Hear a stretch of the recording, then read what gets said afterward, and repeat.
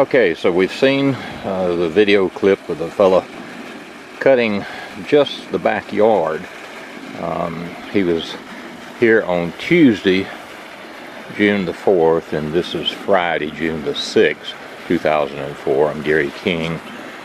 I realize the video is hard to detect the length of the grass in either photographs or even video, but video I'm hoping will do the best. But anyway, the fella cuts the backyard, but then he ignores the side yards and even my front yard. So now I've got to get out here myself and cut my own grass to have my yard look nice.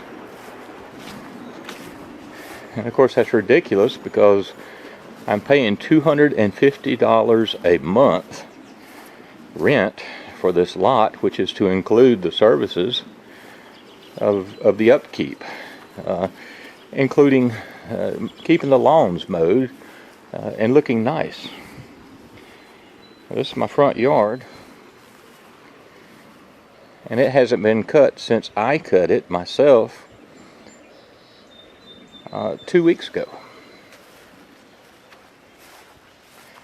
And what happens, many of us want our lawns looking really nice, and they only come out every 2 weeks to cut. So we'll cut the lawns ourselves in between that time, just so the lawn will look nice. And then the guy comes out and he decides of his own accord that our lawn doesn't need cutting because we've cut it ourselves since he's been here. So even though he's getting paid to cut our lawn, he ignores it. Now, I don't cut the back, I only cut the front and my sides, so he only cuts the back. And I've complained to the banks, left messages on their home phone numerous times, and nothing ever changes. They just keep ignoring it and letting it go.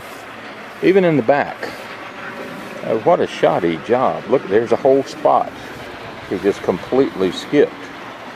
And then areas between trees and shrubs, there's plenty of room for him to get through, but he just doesn't. There's an area over here, maybe it's too tight for him to get through. So he hadn't cut that this season.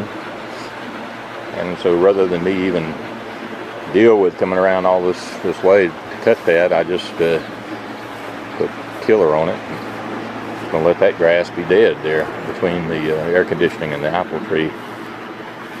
Hope the video shows this. It's ridiculous that we are forced to pay for something as renters here that we don't get. And we complain and nothing happens. There's no accountability. No one follows up on the different folks that they hire to come out here and do this work. They just trust them to do it.